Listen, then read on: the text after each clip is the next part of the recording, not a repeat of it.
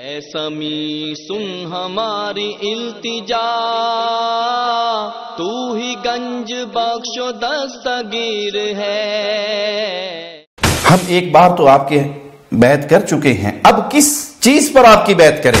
انبیاء اللہ نہیں ہے، اللہ کی مخلوق ہے۔ ملائکہ اللہ نہیں ہے، اللہ کی مخلوق ہے۔ صالحین شہداء اللہ نہیں ہے، اللہ کی مخلوق ہے۔ 5 لوگ اس قبیلے کے مر گئے تو 10 اس کے مر گئے۔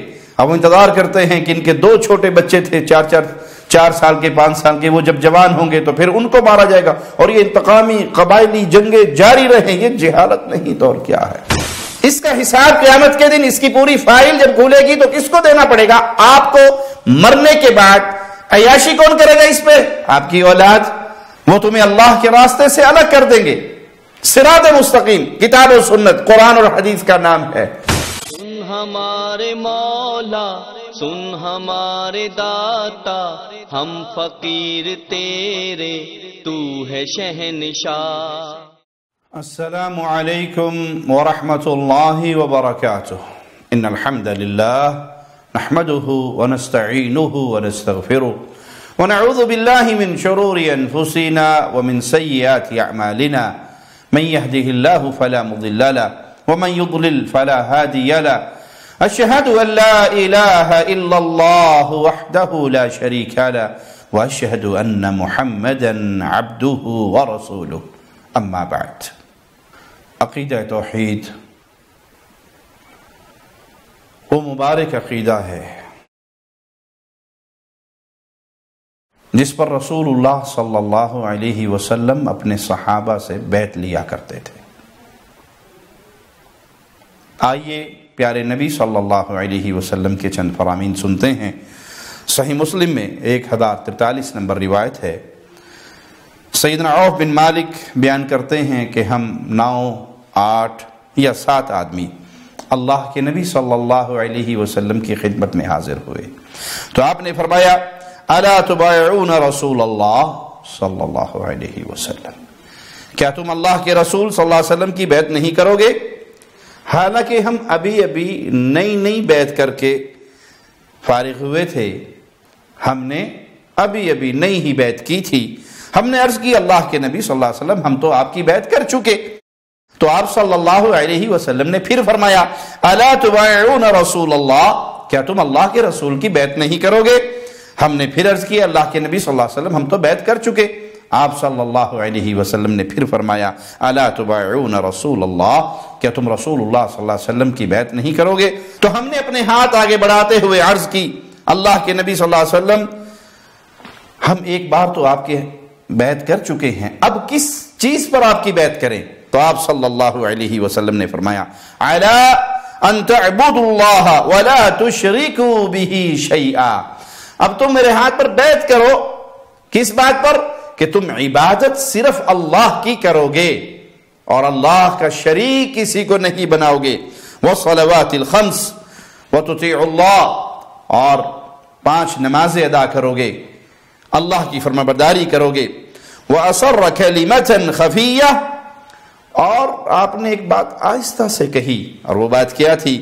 وَلَا تَسْأَلُ النَّاسَ شَيْئًا، لوگوں سے کسی قسم کا سوال نہیں کرو گے، لوگوں کے سامنے ہاتھ نہیں پھیلاؤ گے، ان کے سامنے سوالی نہیں بنو گے۔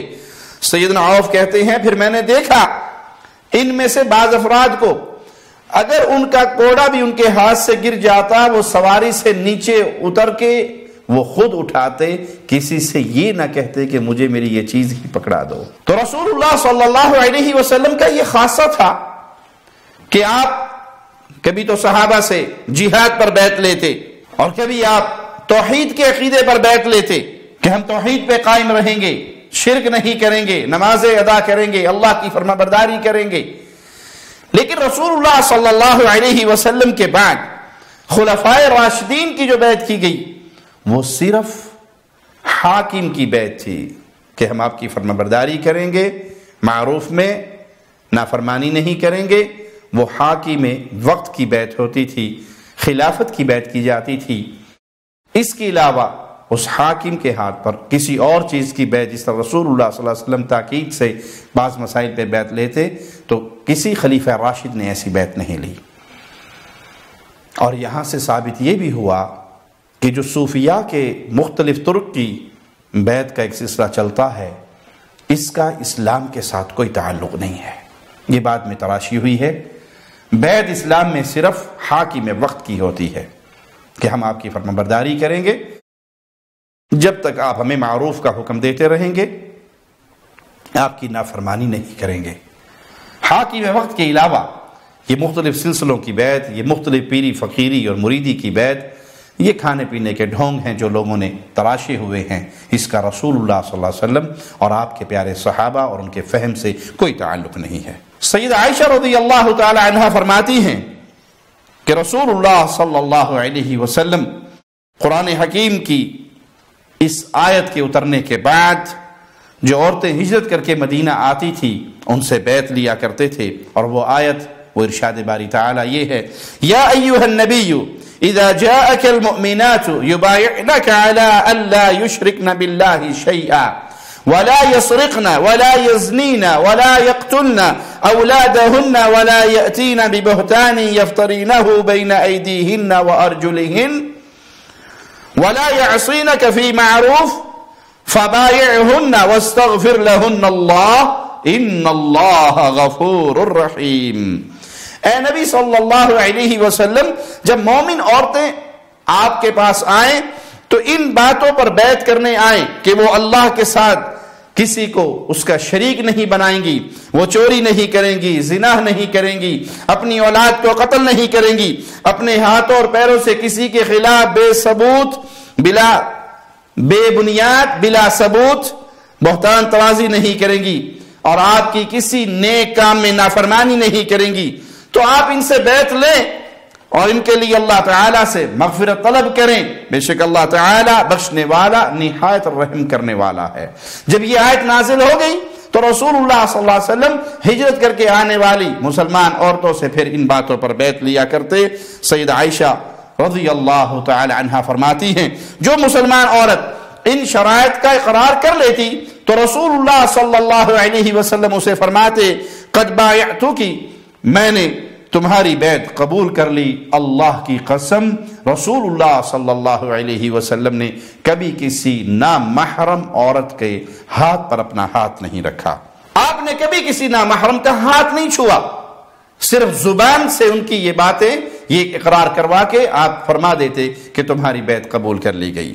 سیدنا عبداللہ بن عمر بن عاص بیان کرتے ہیں کہ امیمہ رسول اللہ صلی اللہ علیہ وسلم کی خدمت میں حاضر ہوئی اور اسلام پر بیعت کرنے کے لیے، تو آپ صلی اللہ علیہ وسلم نے فرمایا، ابایعکی علی اللہ تشرکی باللہ شیئا، میں اس بات پر تم سے بیعت لیتا ہوں کہ تم اللہ کے ساتھ شریک نہیں بناؤ گی۔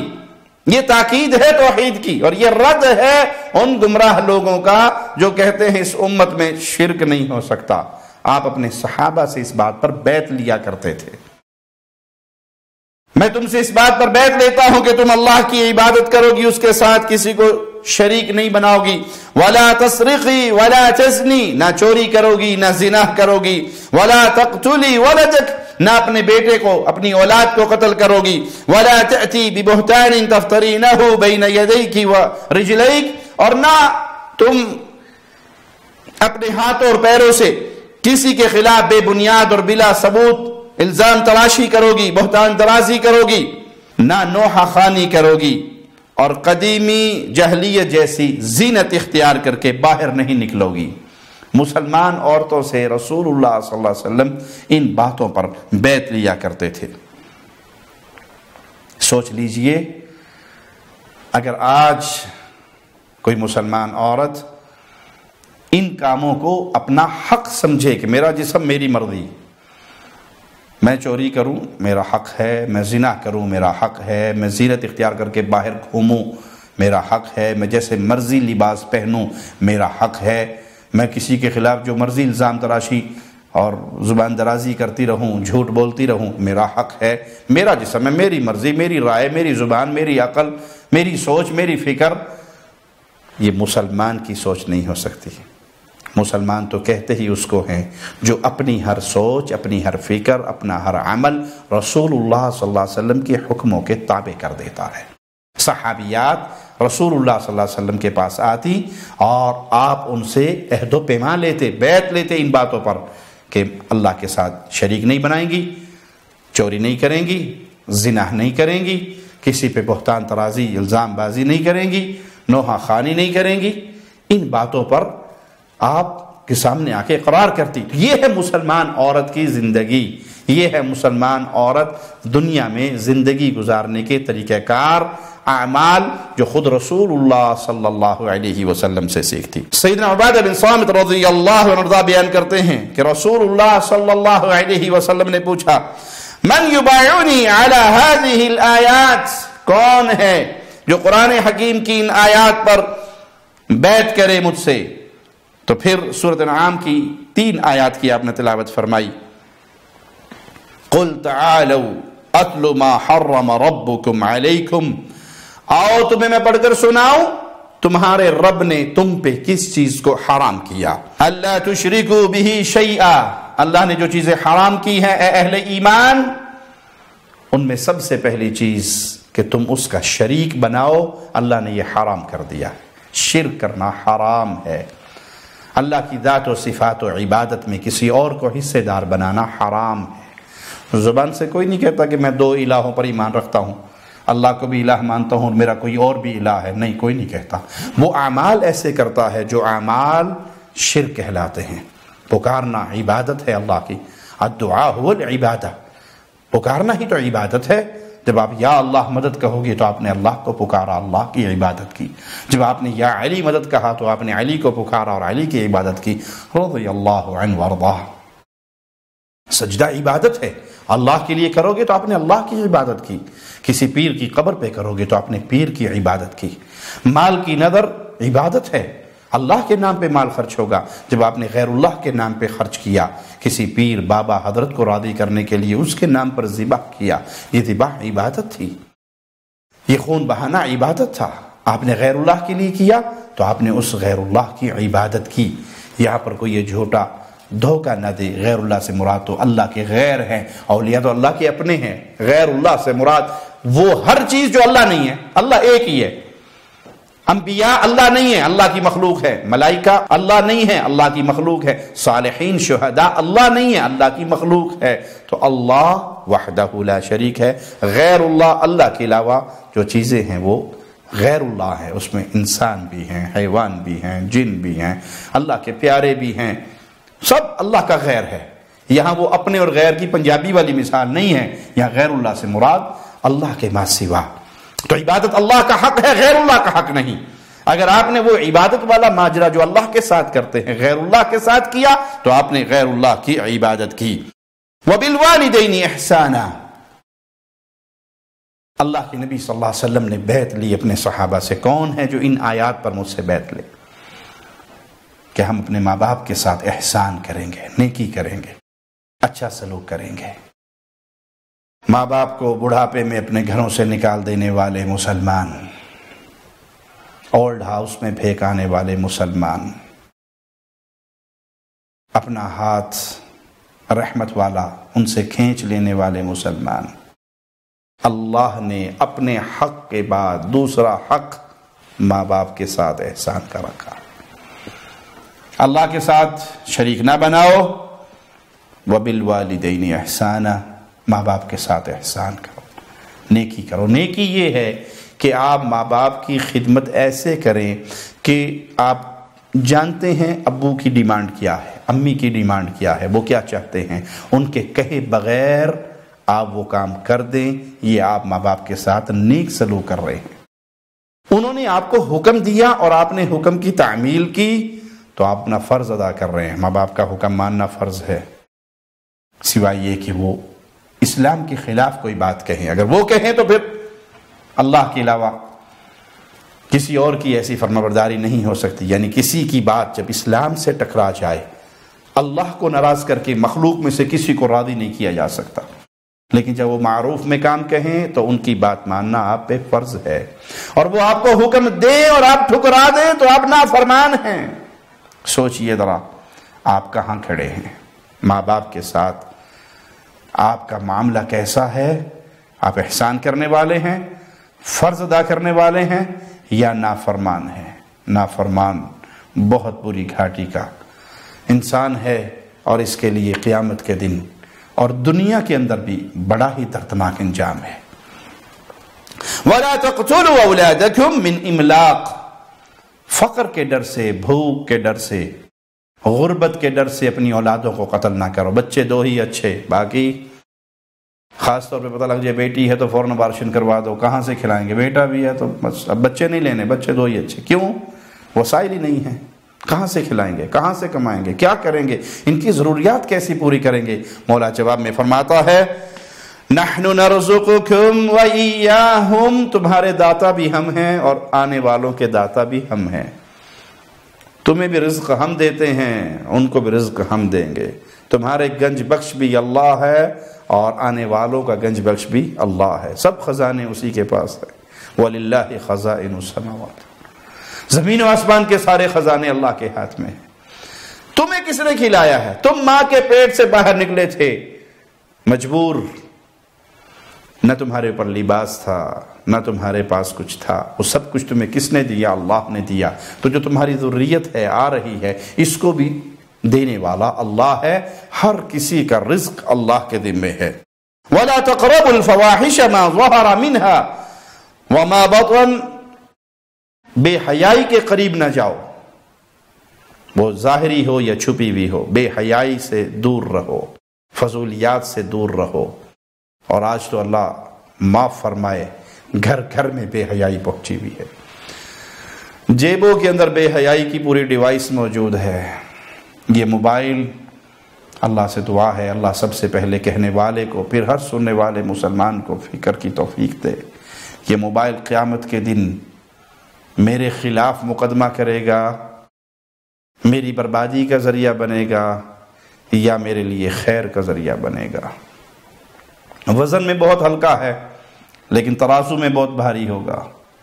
میں اس موبائل کو کس لیے استعمال کر رہا ہوں، کن کاموں میں استعمال کر رہا ہوں؟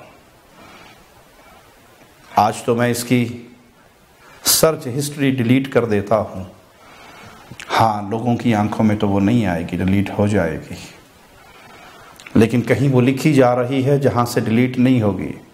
احصاہ اللہ ونسوہ، ہم کر کے بھول جاتے ہیں لیکن وہ لکھی جاتی ہے، اللہ کے ہاں وہ درج ہو جاتی ہے۔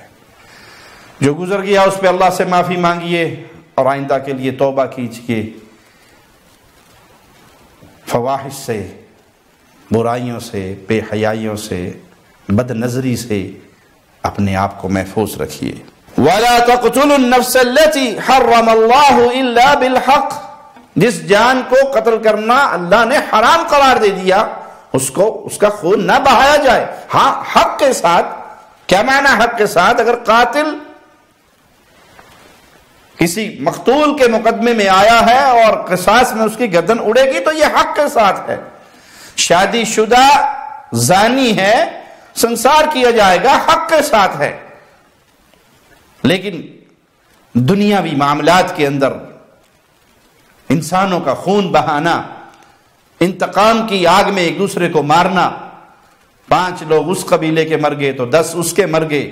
اب وہ انتظار کرتے ہیں کہ ان کے 2 چھوٹے بچے تھے 4 سال کے 5 سال کے، وہ جب جوان ہوں گے تو پھر ان کو مارا جائے گا، اور یہ انتقامی قبائلی جنگیں جاری رہیں۔ یہ جہالت نہیں تو اور کیا ہے؟ یہ زمانہ جاہلیت کا دور ہے۔ اس دور کو اپنے زندگیوں سے نکال پھینکیے۔ جس جان کو قتل کرنے کی شرعاً آپ کو اجازت نہیں، اگر آپ نے اس کا خون بہایا ہے تو آپ اللہ کے ہاں مجرم ہیں۔ شرعاً حکم کس کو ہے؟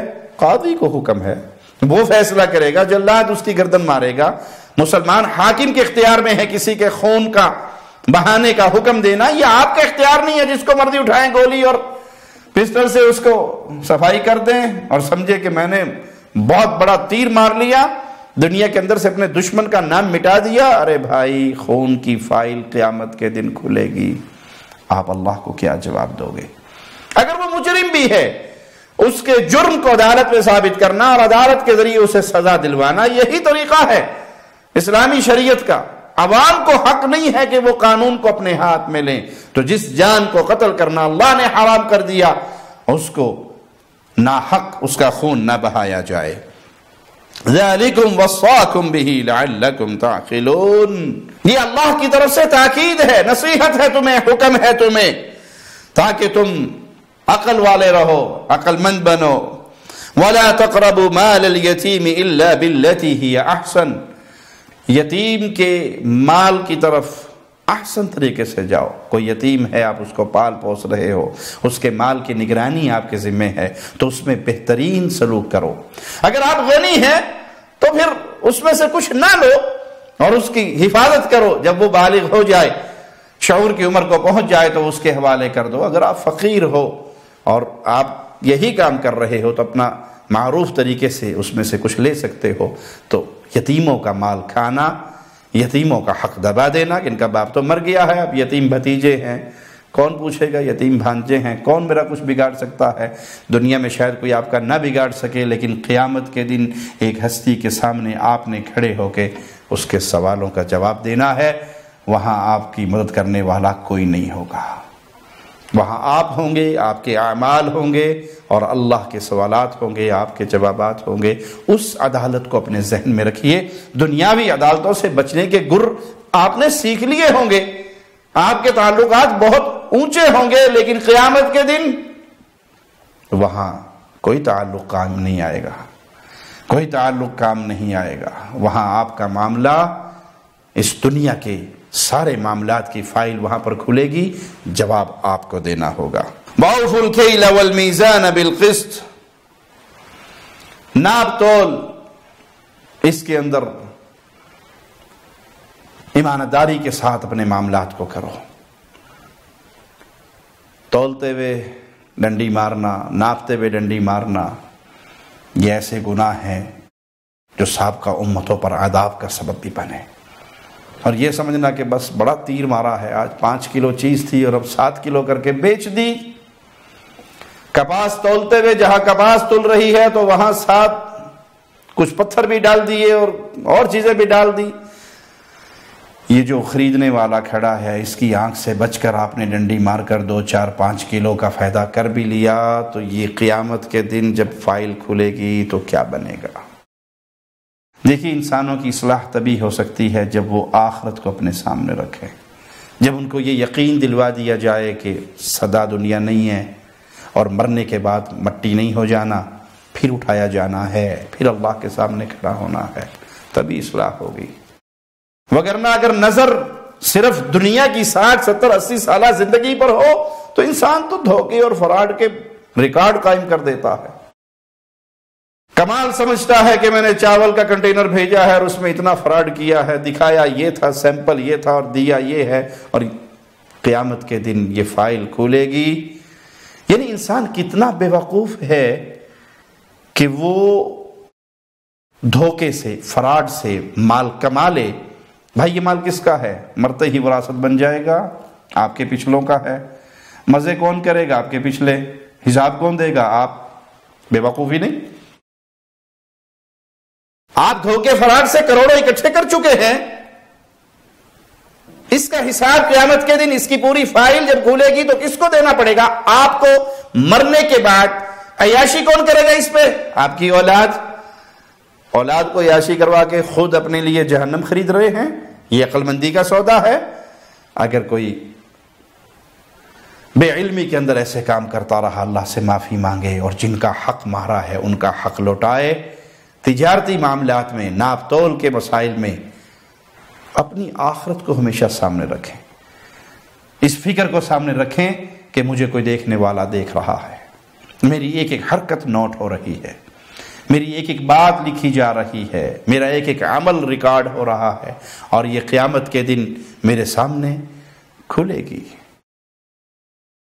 انسان کہے گا ما لی ھذا الکتاب لا یغادر صغیرۃ ولا کبیرۃ الا احصاها، یہ کیسی ڈائری ہے، یہ کیسی کتاب ہے، یہ کیسی رپورٹ ہے، نہ کچھ بھی نہیں چھوڑا، چھوٹی بڑی ہر چیز اس میں ریکارڈ ہے۔ یہ یقین آج کریں گے تو فائدہ ہوگا، اس وقت حسرت کے جملوں کے علاوہ ہمیں کچھ نہیں ملے گا۔ آج یقین کیجئے کہ یہ دن آنا ہے جس دن یہ سارے معاملات اللہ کے سامنے کھلنے ہیں۔ مالک کتنی رحمتوں والا رحمان الرحیم ہے. فرماتا ہے لا نکلف نفسا الا وسعها، ہم کسی جان کو اس کی طاقت سے بڑھ کر اس کے اوپر بوجھ نہیں ڈالتے. وَإِذَا قُلْتُمْ فَاعْدِلُوا وَلَوْ كَانَ ذَا قُرْبَى، اور جب بات کرو تو عدل و انصاف کی کرو، بھلے اپنے قریبی رشتہ داروں کے خلاف کیوں نہ جائے. فیصلہ کرتے ہوئے، بات کرتے ہوئے یہ نہ دیکھو کہ یہ میرے بھائی کے خلاف جا رہی ہے، عزیز کے خلاف جا رہی ہے. عدل کا ترازو تھام کے رکھو، بھلے کسی کے خلاف ہو. کیوں؟ آپ جو فیصلہ کرنے لگے ہیں قیامت کے دن اس کا اپنے اللہ کے سامنے جواب دینا ہے. اگر ڈنڈی مار لی، دنیا میں اپنے بھائی کو بچا لیا تو اپنے آپ کو برباد کر لیا، اپنے دوست کو بچا لیا، اور پھر بعد میں بیٹھ کے خوب دعوتیں اڑائی اور کہا جی یاری دے پجاری ہیں بادشاہ، فکر نہ کرو، ویکھیا جی کی میں تو کڈیا، پھر اس کو تو نکال لیا اور خود تو پھنس گئے. آپ کا تو فراڈ لکھا گیا اللہ کے ہاں. اگر اللہ نے سوال کر لیا تو اللہ کے سامنے کیا جواب دو گے؟ وَبِعَهْدِ اللَّهِ أَوْفُوا ذَلِكُمْ وَصَّاكُمْ بِهِ لَعَلَّكُمْ تَذَكَّرُونَ، اور تم اللہ کے عہد کو پورا کرو. ان ساری باتوں کا اللہ نے تمہیں تاکیدی حکم دیا ہے تاکہ تم نصیحت حاصل کرو. وَأَنَّ هَذَا صِرَاطِي مُسْتَقِيمًا فَاتَّبِعُوهُ وَلَا تَتَّبِعُوا السُّبُلَ فَتَفَرَّقَ بِكُمْ عَنْ سَبِيلِهِ ذَلِكُمْ وَصَّاكُمْ بِهِ لَعَلَّكُمْ تَتَّقُونَ، اور یقیناً یہ میرا سیدھا راستہ ہے، اسی کے پیروی کرو، اس کو چھوڑ کر اور راستوں کی طرف نہ دوڑو، وہ تمہیں اللہ کے راستے سے الگ کر دیں گے. صراط مستقیم کتاب و سنت قرآن اور حدیث کا نام ہے. اس کو چھوڑو گے فلاں نے یوں کہا اور فلاں نے یوں کہا، اس نے یوں کہا اور اس نے یوں کہا، ان بزرگوں نے یوں کہا اور اس بزرگ نے یوں کہا. ان فرقوں میں، گروہوں میں، پارٹیوں میں بٹ گئے، صراط مستقیم کو چھوڑ دیا، رسول اللہ صلی اللہ علیہ وسلم کی فرمانبرداری کو چھوڑ دیا، تو نتیجہ یہ نکلے گا کہ اللہ کے راستے سے تم ہٹ جاؤ گے. اللہ نے تمہیں اس کی تاکید کی ہے تاکہ تم پرہیزگاری کرو. پھر فرمایا فَمَنْ وَفَى فَأَجْرُهُ عَلَى اللَّهِ، جس نے یہ عہد و پیمان پورا کیا اس کا اجر اللہ کے ذمے ہے. وَمَنْ انتقص شَيْئًا أَدْرَكَهُ اللَّهُ بِهَا فِي الدُّنْيَا كَانَتْ عُقُوبَتَهُ وَمَنْ أُخِّرَ إِلَى الْآخِرَةِ كَانَ أَمْرُهُ إِلَى اللَّهِ إِنْ شَاءَ عَذَّبَهُ وَإِنْ شَاءَ غَفَرَ لَهُ، اور جس نے کسی چیز میں کمی کی، اگر اسی دنیا میں اللہ تعالیٰ نے اسے سزا دے دی تو یہ اس کے لیے اس کے کیے کی سزا ہے جو اس نے پالی، اور اگر اس کا معاملہ مؤخر کر دیا گیا، لیٹ کر دیا گیا، قیامت پر چھوڑ دیا گیا، تو پھر اللہ کی مشیت ہے، اللہ چاہے اسے معاف کر دے اور چاہے اسے عذاب دے دے. اللہ ہمارے گناہوں کو اپنی رحمت سے معاف فرمانا، اپنی رحمت سے ہماری خطاؤں کو معاف فرمانا، ہماری سیاہکاریوں کو معاف فرمانا، ہمیں بغیر عذاب کے، بغیر عقاب کے، اپنی رحمت سے، اپنے فضل سے، اپنے کرم سے اپنی جنت کا مہمان بنانا. صحابی آتے ہیں پیارے نبی صلی اللہ علیہ وسلم کے پاس اور کہتے ہیں اللہ کے رسول صلی اللہ علیہ وسلم ہاتھ بڑھائیے تاکہ میں آپ کی بیعت کروں، اور شرطیں آپ خود بتا دیجئے کیونکہ شرائط کے متعلق آپ زیادہ جانتے ہیں. تو آپ صلی اللہ علیہ وسلم نے فرمایا میں تم سے بیعت لیتا ہوں اس بات پر کہ تم اللہ کے ساتھ کسی کو شریک نہیں ٹھہراؤ گے. وَتُقِيمُ الصَّلَاةَ وَتُؤْتِي الزَّكَاةَ وَتَنْصَحَ الْمُسْلِمَ وَتُفَارِقَ الْمُشْرِكَ، میں تم سے بیعت لیتا ہوں کہ تم اللہ کا شریک کسی کو نہیں ٹھہراؤ گے، اور نماز قائم کرو گے، زکوٰۃ ادا کرو گے، ہر مسلمان کے ساتھ خیر خواہی کرو گے، اور مشرکین سے الگ رہو گے. تو یہاں پھر تاکید ہوئی کہ اللہ کا شریک نہیں بنانا. جن لوگوں نے شرک کو بالکل نارمل بنا کر معاشرے کے اندر پھیلا دیا ہے وہ اس کینسر کے پھیلانے میں سب سے بڑے مجرم ہے. شریعت اسلامیہ اس میں کتنی حساس ہے کہ آپ اپنے صحابہ سے اس بات پر خصوصی بیعت لیا کرتے تھے کہ میں اللہ کا شریک نہیں بناؤں گا، میں اس پر بیعت کرتا ہوں پیارے نبی صلی اللہ علیہ وسلم کے ہاتھ پر. نماز قائم کروں گا، زکوٰۃ ادا کروں گا، مسلمانوں کے ساتھ خیر خواہی کروں گا، بھلائی کے معاملے کروں گا، ان کے لیے برائی نہیں سوچوں گا، ان کے لیے خیر خواہی سوچوں گا، اور مشرکین سے الگ رہوں گا. اس کا ایک معنی تو یہ ہے کہ دیار شرک میں، دیار کفر میں جا کر اہل شرک کے ملکوں میں جا کر، کفار کے ملکوں میں جا کر مستقل سکونت اختیار نہیں کروں گا۔ اور یہ آج کے دور میں ایک فتنے کی شکل اختیار کر چکا ہے۔ ہر بندے کی خواہش ہے الا من رحم ربی کہ کسی طرح وہ نکلے اور وہ دیار کفر میں چلا جائے، دنیاوی فوائد کو سامنے رکھتے ہوئے، اور نہیں سوچتا کہ ایمان کی کمزوری کی صورت میں اس معاشرے میں بہہ گیا میں تو برباد ہوں گا، میری نسلیں بھی برباد ہو جائیں گی۔ 2-3 نسلیں گزرنے کے بعد کسی کو پتہ بھی نہیں رہے گا الا من رحم ربی یہ مسلمان بھی تھا یا نہیں تھا۔ ان نسلوں کی بربادی میں آپ کا گناہ برابر کا رہے گا۔ یہ آپ کی اولاد آپ کا گریبان پکڑے گی کہ مسلمان ملکوں سے اٹھا کر ہمیں کفار کے ملکوں میں ہمارے بابا نے بسایا تھا، صرف دنیا کی رنگینی کو دیکھ کر، دنیاوی سہولیات کو دیکھ کر، وہاں کے ماحول کو دیکھ کر، مال و دولت کی ریل پیل کو دیکھ کر، اس نے ہمیں وہاں سے یہاں سے اٹھا کر مسلمانوں کے معاشرے سے اٹھا کر وہاں آباد کیا تھا۔ اور اس کا ایک معنی یہ بھی ہے کہ کفار کے ساتھ میل جول رکھنا، جہاں آپ کا ایمان کمزور ہے اور ایمان کی خرابی کا ڈر ہے، وہاں دل کی محبت ان سے تو قطعاً نہیں ہوگی۔ ہاں تبلیغ کے لیے، دعوت کے لیے اس کے ساتھ سلوک کیا جائے گا، اچھا تعلق رکھا جائے گا، اس تک اسلام کی بات پہنچائی جائے گی تاکہ وہ مسلمان ہو جائے اور دین کے اندر داخل ہو جائے۔ اسلام کو پس پش ڈال کر دنیاوی معاملات میں ان کے ساتھ ایسے تعلق بڑھا لینا کہ دلوں کی محبت کر لینا، یہ چیز رسول اللہ صلی اللہ علیہ وسلم کی اس حدیث میں منع ہے۔ سیدنا اسود بن خلف رضی اللہ عنہ وارضاہ فرماتے ہیں کہ میں نے نبی کریم صلی اللہ علیہ وسلم کو فتح مکہ کے دن لوگوں سے بیعت لیتے ہوئے دیکھا۔ آپ تشریف فرما تھے، چھوٹے بڑے اور عورتیں سب لوگ جمع ہوئے، انہوں نے آپ سے اسلام اور شہادت پر بیعت کی۔ میں نے پوچھا اسلام کیا ہے؟ آپ نے فرمایا الایمان باللہ، اللہ پر ایمان لانا۔ میں نے کہا شہادت کیا ہے؟ آپ نے فرمایا شہادت ان لا الہ الا اللہ وان محمدا عبدہ ورسولہ، اس بات کی گواہی دینا کہ اللہ کے سوا کوئی معبود برحق نہیں اور محمد صلی اللہ علیہ وسلم اللہ کے بندے اور اس کے رسول ہے۔ اس پر اللہ کے نبی صلی اللہ علیہ وسلم نے بیعت لی۔ تو ان تمام احادیث کے اندر جس چیز کی تاکیداً ہمیں حکم ملا ہے، جس چیز کا تاکیداً ہمیں حکم ملا ہے، نظر آیا ہے، وہ توحید پر خاص طور پہ بیعت لینا، شرک سے ڈراتے رہنا، شرک سے بچنے کی تلقین کرنا۔ اللہ اسی ایمان پر، عقیدے پر، توحید پر ہمیں زندہ رکھے اور اسی پر ہماری موت ہو۔ اقول قولی ھذا واستغفر اللہ لی ولکم ولسائر المسلمین۔ شب گریزاں ہوگی آخر جلوائے خورشید سے، یہ چمن معمور ہوگا نغمہ توحید سے۔